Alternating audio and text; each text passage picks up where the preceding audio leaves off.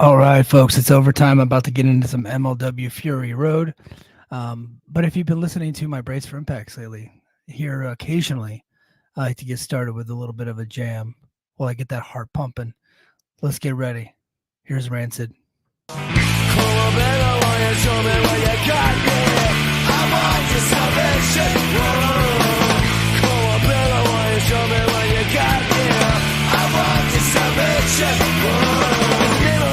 Black Hawk, where all of his people are high. I was out of my local for the summer show, and it's something with our inside. Every day we drive the Black Hawk, we pick up the offering. Microwave or refrigerators for the suffering. Come on, baby, will you show me what you got here? I want your salvation. Come on, baby, will you show me what you got here? I want your salvation. I can't believe these people live like kings. In a state diamond ring, I'm a red, I'm a mission, I'm in your fire, what a suspicion. Come on, baby, will you show me what you got here? I want your salvation. Come on, baby, will you show me what you got here? I want your salvation.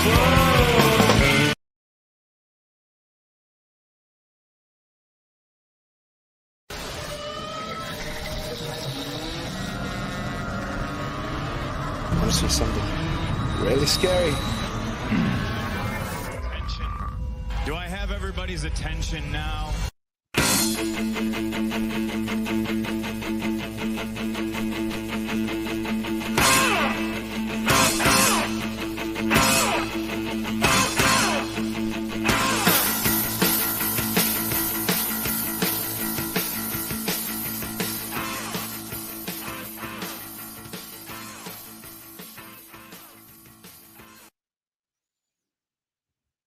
Hey, now it's overtime with Mike Gilbert, and you guys are getting a little bit of a twofer here this week on the Mike and JD Show Patreon network. So thank you very much for being a subscriber.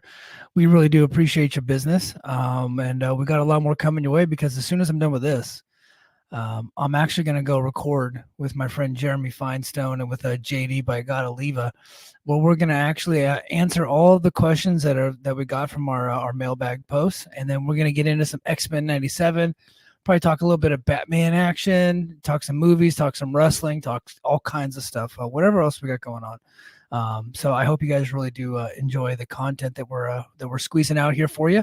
But before I get into all that, I'm going to talk a little bit of MLW, and I'm going to do it very much in the same fashion that I do with Brace for Impact. I think that's kind of a winning formula. So that's what you guys typically come here for, is my Brace for Impact stuff. Well, I'm going to do MLW in a similar fashion. I'm actually going to, hold on. I'm actually going to start with a little bit of MLW news because they actually did have some news this week.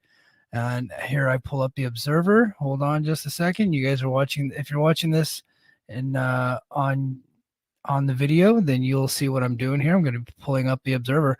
So let me first get into a couple of things. So if you're watching this on YouTube, it's Friday night, and I've created a live stream for this thing for Friday night. But you could have had this content on Monday morning, maybe late night, Sunday night in the audio form. You could have already had this right in your ear holes, right in your podcasting apps. If you're a subscriber, head to patreon.com/the Mike and JD Show. And you could have already had this, but instead you're watching it on YouTube on Sunday night, and you're probably not getting the full thing. So you're definitely not getting the show opening where I opened up with a track from Rancid. So but the Patreon subscribers get the full experience, and you guys get it early and ad-free. So let me get that little bit of a cheap plug out of the way. But yeah, let's go ahead and get into some of the news. They actually had a little bit of news. So this is from the Observer. Said the company claimed to sell out of 2,116 fans for the May 11th show at Cicero Stadium, built around CMLL talent, and a $63,000 gate. Both were records for the company. They also said they sold out all of the merchandise by 9 p.m. and broke all those company records as well. The crowd was described as well. Let me before we get into the crowd, because You guys remember just last week, I actually did a recap of Azteca Lucha. So the show he's talking about, I've already recapped. This is the Fury Road show. This Fury Road was actually recorded before Azteca Lucha.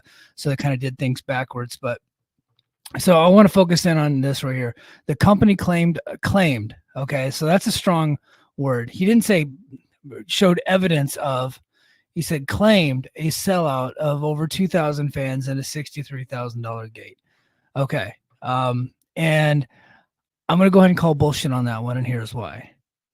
It very much looked like, and I know people that have been to that venue, that have been to that arena before, it very much looked like every TNA show that's ever been in Cicero Stadium. And they did 6 last year. And it very much looked like the same amount of people. Now, there might have been some people like hidden off camera that we don't know about, but I think the possibility that there was over 2,000 people is very low. In fact, I think 0.000 point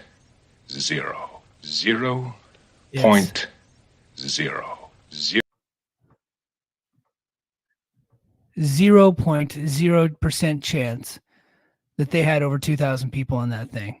In fact, I'm guessing, and I saw the pictures and I saw all the video, and I was like, it looked like a full crowd. But it's probably 850 people.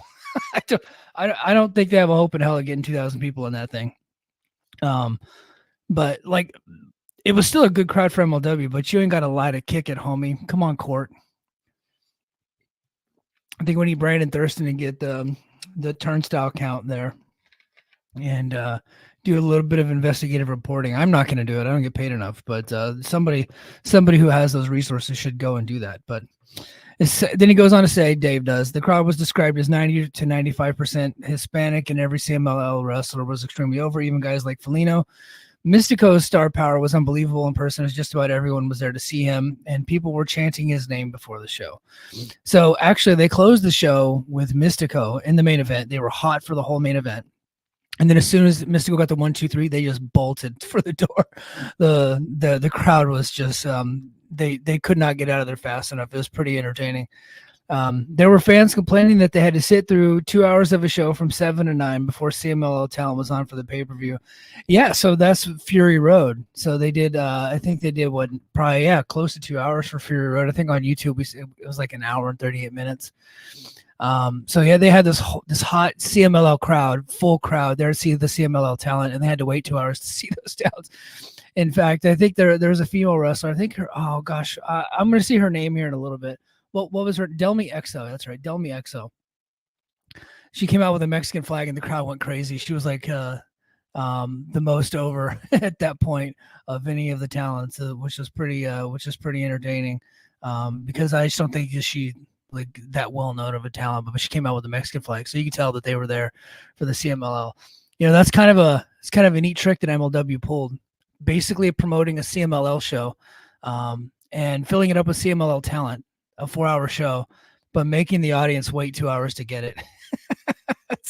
It's pretty awesome. I think it's a bit hilarious. I wonder if the next time they do that, if the fans will be so nice about it, because I felt like the Fury Road show, the crowd, while they mostly cared for the CMLL stuff, but I thought they were actually pretty good for Fury Road. I really did. I thought they were up for it. So, but whenever you watch Azteca Lucha, after they had seen CMLL stuff, that's all they wanted from that point. So they actually had like big, Bad Dude Tito wrestle, and he wrestled Ricky Shane Page, and the crowd just didn't care. They just didn't. And then they had the Second Gear crew take on Okamura and Kojima, and they had some pops, but for the most part, the crowd didn't care. But I thought the crowd was pretty good for Fury Road. And I thought Fury Road overall was a pretty good show. It's an MLW show, right? So they have some really good veterans. They have some people you've never heard of that are pretty good. And they have some people you never heard of that are terrible. And I'll talk about them in a little bit. But overall, I thought it was a pretty fun experience, and it was a good free show on YouTube. Oh, excuse me. Man, I burped. I did the whole Howard Stern burp. I've been copying Howard Stern my whole podcast career. I didn't realize I was going to start doing the burp too. So updated Battle Riot lineup in Atlanta. has added Paul Walter Hauser. He was in that Clint Eastwood movie about the I can't remember the name of the movie, but he was in the one about the Atlanta Olympic bombing. That was a pretty good movie. He's done a bunch of other stuff, but that's the only thing I think I've ever seen him in. And so it actually got a lot of press coverage. Said Hauser being in the match gave the promotion national mainstream coverage it has ever had. There was a feature on the Access Hollywood TV show on May 15, and it was also covered on Entertainment Tonight, ABC Extra, The Hollywood Reporter, and The Wrap. It's notable MLW got far more pub for Hauser on their show than AEW did when they used him for weeks doing an angle with Jeff Jarrett and Jay Lethal, as well as when he recently appeared as one of the boys in Dalton Castle versus Johnny TV match in the last ROH pay-per-view. So that's pretty cool. I mean, that's really good for MLW to get that kind of press coverage because, especially considering they got more press coverage than AEW did whenever they used the same guy. I think that's awesome, actually. And I think more wrestling companies should kind of leverage that. And, but I don't know that any of them are going to be as good as Court Bauer because he does a really good job of that stuff about getting positive press. I don't know how he's got those connections, but he just has the connections. He just leverages it pretty good. He's got really good partners in the media. So good, in fact, that he fed Dave Meltzer to over 2,000 people, and Dave just printed it without actually checking it. He just wanted to put it in there that they claimed that was the number. Not that he agrees with the number, because he obviously didn't watch the show, but he said that this is what they're claiming. So, but I'll go ahead and put it in the newsletter, and then that just gets regurgitated and everybody thinks it's true. But if you actually look at the show, there's no freaking way that there was over 2,000 people there. 0% chance. But no, but for the Paul Walter Hauser thing, I think kudos to MLW for getting all that press coverage. I think that's really awesome. Good job by them. Good for them. And I'm interested to see him in the Battle Riot. He's had a couple matches here and there. I think he had a match with Sam McCallahan, and I think he's had a match with Matt Cardona, with some of these indies. And obviously he did the stuff with AEW. I'm surprised WWE hasn't tried to bring him in at some point. And WWE obviously would do a really good job of getting some press coverage. But yeah, man. So MLW Fury Road took place. I guess they recorded it last week, but they premiered the video on YouTube on last night, on Saturday night. And I'll be honest, guys, I had the opportunity I had the TV to myself last night. Actually, I spent a lot of time at home alone yesterday because my daughter she's got a dance recital coming up, and yesterday was the last practice for it, and it was a closed session. But my wife was a parent volunteer, so I wasn't even allowed to go. And it was like a 30-minute drive over there. Then they were there for 2 hours, 30-minute drive back, and I think they had lunch on the way home. So I was at the house for hours yesterday. So I actually got a chance to watch Tyson Fury lose to Alexander Usyk, which was kind of fun, which is probably one of my favorite heavyweight boxing matches of all time. I just found it to be entertaining. But so anyway, then last night, I just had time to watch MLW, and I sat there and I started it and I watched the whole thing. I no interruptions, but a lot of times I'll watch a couple matches and I have to stop it and pick it up later, or I'll pick it up the next morning when my family's I'll get up before them. That's typically what happens, especially whenever it's, kind of lower end content that I'm not really putting much stock into. But I was committed. But I had the opportunity to either watch that or Collision, and I actually chose MLW this time because I just didn't see anything interesting on Collision. And while I might get more clicks and more views and all that stuff, maybe more subscriptions if I were committed to doing AEW reviews, I just feel like everybody's doing those, and while I want to get into some pay-per-view reviews for AEW, I was like, let me carve out my own niche. And that's kind of what made my name anyway, was doing Impact stuff when nobody else is doing it. So I decided that I'm just going to go ahead and check out Fury Road. And especially because I really enjoyed Azteca Lucha. And I enjoyed Fury Road. I don't regret 1 minute of it. So the opening match saw Jake Crist, former TNA X Division champion. He defeated Brett Ryan Gosselin. MLW really likes this Gosselin kid. I'm not sold on him yet. I'm not trying to sound mean. He's obviously a young guy. He's not quite TV ready, but that's why he's in MLW. So he's perfect for the level that MLW is at. But if this kid's going to be kind of like a do a gimmick where he's like a sex symbol, he's probably gonna have to eat a little healthier. Probably spend a little bit more time in the gym, especially if he's gonna take the name Gosselin, which is like super on the nose about like a Hollywood sex symbol, right? Like he's Ryan Gosling. Come on, he's not even hiding the fact that he's just stealing the dude's name. He just threw the word Brett in front of it.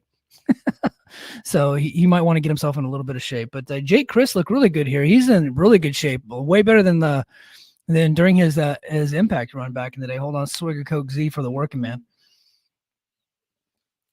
I thought he looked great. So kudos to Jake. Jake gets the dub here. They didn't really go very long. I got to say there was no matches on this show that were like blow away. Most of them were just very straightforward and 8 to 10 minutes, all pretty good. Nothing really crazy. Nothing that anybody needs to go out of the way to see, but just like a fun, hour and a half on YouTube. Then we get to the next match. We got Akira, who I think is a deathmatch kid, taking on Bobby Fish, and he actually defeated Bobby Fish. Now, I assumed that Bobby was going to get the victory here, but MLW smartly put the young guy over because I think I'm pretty sure Akira is signed here. Now, if you guys are listening on Patreon, feel free to correct me if I say anything wrong. I know some of you guys like the Swank, and some of the other folks actually know a little bit more about MLW than I do because I've just been disconnected for a while.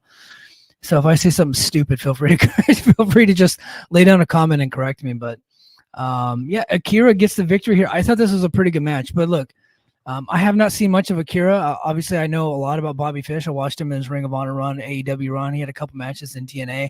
Obviously, he did his NXT run, which I was a big fan of. And so I just assumed, hey, Bobby Fish is the famous guy. He's probably going to win. But no, Akira actually got the victory here. Hit him with the death penalty. Really, really good match. Afterwards, Akira goes to shake his hand, but the Fish man hit him with the finger and said nope, and he got out of there. So, but good match. Matt Riddle's backstage.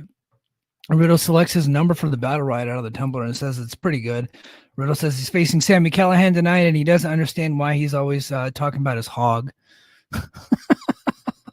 It's just, what do we do? It made me laugh, but I was embarrassed that he said it. I was embarrassed for him. But the original bro says he's going to beat up Callahan tonight and get the win. And Riddle says there's a lot he wants to accomplish since he had left in 2018, and one of those things is winning the MLW World Championship. Riddle believes Battle Riot is the perfect way to accomplish this goal.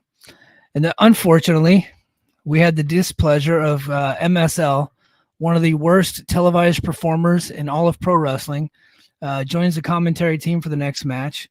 And then AJ Francis appears on the Tron before Alex Kane. Okay, so Alex Kane's coming out to have a match, and I got a little bit of heat with this match, and a little bit of heat with Alex Kane, and actually in all of MLW. But before Alex Kane opponent is announced, he said he didn't think coming to Chicago was worth his time, so he said A-Game is going to take care of things for him. And then Alex Kane defeats a jobber named A-Game. MLW, are you trying to come for me? You trying to come for my boy Illa? Trying to come for my boy Revelation? A-Game is our shit. A-Game is our theme song for the Mike and JD show. It's a hit track, #1 track in all of Boston hip-hop. And you got a stupid motherfucker named A-Game coming out, losing Alex Kane in a couple of minutes like a chump. Give me a break. You guys are now you guys are just getting in my face. Court Bauer butthole. But, Alex Kane, look, I've seen Alex Kane a few times before, and he's doing a little bit of a Taz gimmick, and I like the name Bomaye. Obviously, I'm a big Muhammad Ali fan, so I kind of like that gimmick, but his gimmick is he's, like a sawed-off suplex guy, which is essentially a ripoff of Taz, and that's fine. If you're going to rip off Taz, just do a good job of it. I don't think he's got Taz's intensity or nowhere near his charisma, nor his ability. And when Taz was at his peak, he was in pretty damn good shape. And he was he was just tossing mofos left and right. So if you're going to rip off Taz, you got to be pretty damn good to get my respect. But I dig everything. And I like the guy, Mr. Thomas, on the outside. So I dig the gimmick. If you're going to rip off Taz, you got to come correct, sir. You better step your game up. And you can't be defeating jobbers named A-Game and get my respect. Okay? but he's got a long way to go with me. I know he's a former MLW champion, so I'm sure the guy's really talented. I didn't get to see much of him on this one, but I've seen him before. And then AJ Francis lays out a challenge for Battle Riot. Mr. Thomas grabs MSL and tosses him to the ring after the match. MSL tries to pay them off, but Thomas knocks the money out of his hands. Thomas and Kane grab MSL set to do a double team move as Francis appeared back on the Tron. Francis says if you want something done right, you got to do it yourself. Francis challenges Alex Kane to a ritual combat match for the throne of Bomaye at Battle Riot on June 1st. Alex is going to beat his ass. Well, we'll see about that. A video package plays hyping up the Falls Count Anywhere match between Mads Kruger and Matthew Justice. So Mads Kruger defeats Matthew Justice in a Falls Count Anywhere match that had a pretty cool spot. It was like an ECW style match. Of course, they went to the outside. They went up to a balcony, and then Matthew Justice gets thrown off and through a table. Kruger was bleeding everywhere. They got like it wasn't a cheese grater thing, but it was like a thing with like spikes on it that you would like punch meat or something like that. I don't know what the hell it was, but he took that to the head, and he was actually walking around with it stuck to his head for a little bit. When he yanked it out and blood just shot everywhere, it was pretty gnarly. I'll be honest, last time I saw Kruger actually in a match, he wasn't very good, but I think being in these types of matches and brawls and a Falls Count Anywhere type matches is more his speed. And if he's going to do it and look good, Matthew Justice is the right guy to do it. Matthew Justice is very good. I don't know what it is about him. I've just always been a fan. Like even when I used to watch GCW back in the day when I was doing stuff for Fight TV, I always thought that Matthew Justice was pretty damn good. After so hold on. Somehow Justice is up after the match and continues the brawl with Kruger at ringside and into the backstage area before getting taken out by Janai Kai, who reveals herself as the newest member of Contra. So their women's champion, their featherweight champion is Janai Kai, and she is the newest member of Contra. So, and then we get to Kai. She defeated Delmi Exo, the former champion, Miyu Yamashita from Tokyo Joshi Pro, and Zeta to retain the MLW World Featherweight Championship. You know, MLW, I get that you're doing weight classes, but we could probably, since they're not all the same weight, we could probably just call it the Women's Championship. Like, I get what you're doing, right? Maybe because you want to add more women's stuff, but you only got a couple women in the company. She's just the women's champion. Let's not get cute, okay? I got to say something about this Kai. I find her to be fascinating. I don't know if she's like great yet. I don't know that. I think she's pretty good. I like some of the moves she does. The look is cool. Like she's got a unique look, and I think that's important in wrestling where everybody looks the same all the time. They do the same moves. She somehow is standing out to me. This is the first time I've ever seen her. So I don't know much. So you guys are probably going to tell me like she's terrible, but I don't know. I thought she was pretty good in this match. Obviously, Miyu Yamashita is the best worker out of all of them, but I thought Janai Kai stood out to me. Delmi Exo, little green, has a good look. Not there yet. And Zeta, she doesn't belong in the ring. I thought she was terrible. She needs to go back to school and keep working. I get that MLW is a good place for people to learn how to work. I understand that. They're a small company. They're not many people are watching this show. Okay. I'm one of a very few. I get it. Zeta she's not there. She needs more time. I would not let her work on TV for a while until she tightens up a lot. Like you could see right through just about almost everything that she did. She didn't have it yet. I'm not saying she can't get it eventually. It looked like she was like, it might have been one of her first matches. Now, if she's been around for 5 years, okay, maybe she's not getting it, but I get the feeling she's pretty new because Court Bauer does a good job of scouting like really green talent and giving them the first exposure. And a lot of them turn out to be really good, right? Like MJF, right? I mean, like a lot of them turn out to be Hammerstone, who he had been around a little bit, but you know, he got his first exposure with MLW. So cats like that, like he's done a good job with some of that. So maybe Zeta could turn in to a pretty damn good talent. But right now, I just don't think that she belongs wrestling on TV. Let her do dark matches and make her work a lot of them before I would ever bring her back. And I hope that she's getting on every indie that she possibly can to get herself better. But this was a pretty tough watch to see her in there. She ends up being the one tapping out because Kai locked in a double dragon sleeper on Yamashita and Zeta. So they're making Kai look like a killer here. And I think it was pretty effective. Match wasn't like tremendous. I thought it was okay. Had its ups and downs, but I thought they did a really good job of making Kai look like a star. I think, honestly, Kai is somebody to watch out for. MSO's in the back trying to eat a sandwich. God, he's such a slob. He sucks. While holding the MLW World Championship he stole from Satoshi Kojima. I'm not familiar with his angle, so I must have missed this whole thing from the Azteca Lucha show. Kojima shows up and knocks MSL down and stomps on him before taking this title back. One called Manders shows up and hypes up his match with Kojima, and then this was not any good. Like, it starts off, it's already a negative. It starts off as a negative with MSL. Okay. I already got a resentment against that guy. I just find him to be terrible. Okay. And then Kojima comes in, and now they're making Kojima like be an actor. It's like, okay, it's not a strong suit, guys. Don't do that to Kojima. And then they bring in Manders coming in, trying to do the whole like shake hands before the match and then like holding it on too long to try to intimidate him a little bit. The whole thing just didn't work for me. And I thought it was filmed really poorly. It was actually like, it was pretty damn subpar, honestly. Next up is Matt Riddle to face Sami Callihan. So this was kind of the big match with like, you know, the two most famous like modern American stars on the show, Matt Riddle versus Sami Callihan. And I thought they're having a pretty good match. At one point, the Sami's disgusting, and the whole spitting thing I'm just not into anymore. Like, it was kind of a unique thing like 5 years ago when he's doing it, but now it's just like he's even more gross now, and just to see him doing it is pretty embarrassing. But there was one spot where he bit Matt Riddle's toe, and I was like, okay, that's what you get for being barefoot. I thought that was pretty cool. I don't know what it was, but that's pretty funny. Yeah, bite that idiot's toe. I get it. But they just had a big brawl. It was pretty good, but then they ended up doing a double count out because I don't think either one wants the job right now. Maybe I think Riddle eventually is going to win the MLW title, and they'll probably set up a title match with Sami Callihan down the road, probably. That would be my guess. If I were to bet on who's winning Battle Royal, I'm probably Matt Riddle. And honestly, on this show, like he was the most over guy as far as I could tell. Just me watching on YouTube, he was the most over guy up to this point. In fact, I would say he's the most over guy overall. Until, you know, this was before Azteca Lucha. So Azteca Lucha, like Mystico was over like 50 times more over than Matt Riddle because of where they were. But I would say of the American stars, Riddle on this show was pretty over. And he actually wrestled again. So what they did is they filmed it out of order. He was on Azteca Lucha too. He beat up Josh Bishop. And then after the match, Sami Callihan attacks him to challenge him for this week. But the match had already happened on Fury Road, which they had recorded before.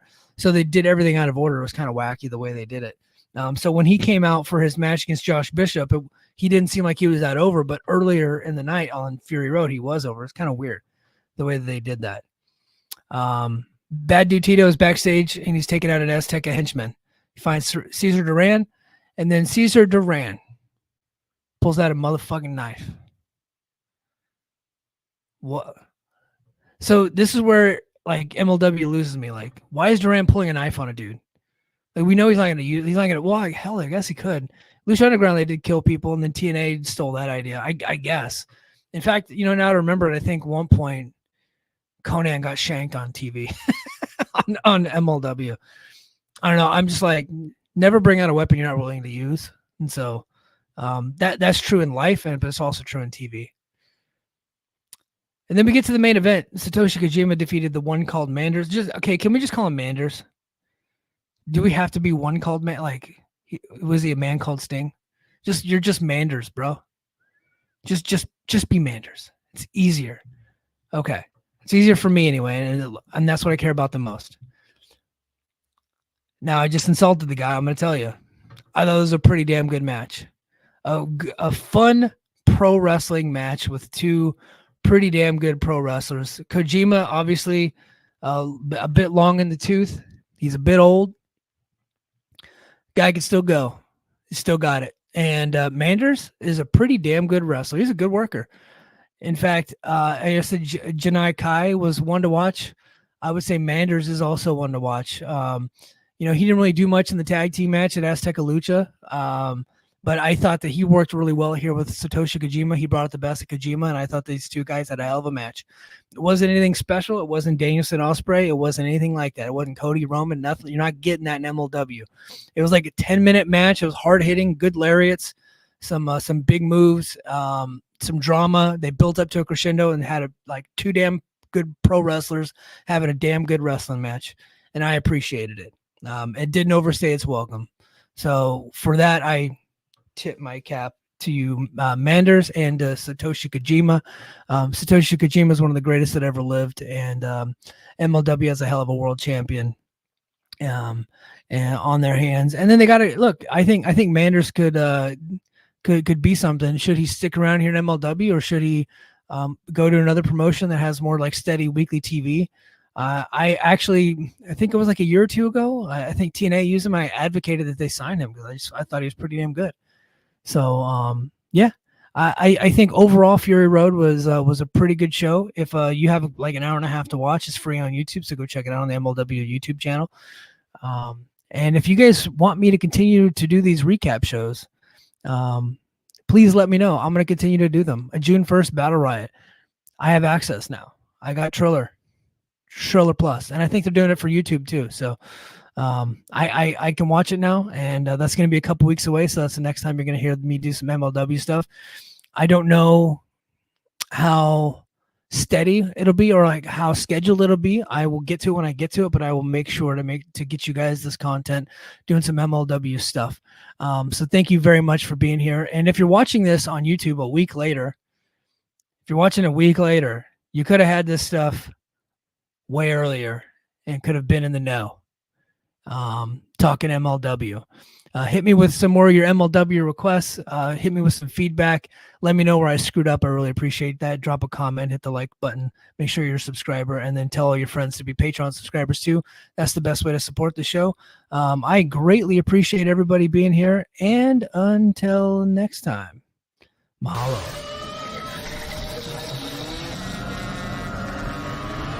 I want to see something really scary. Do I have everybody's attention now?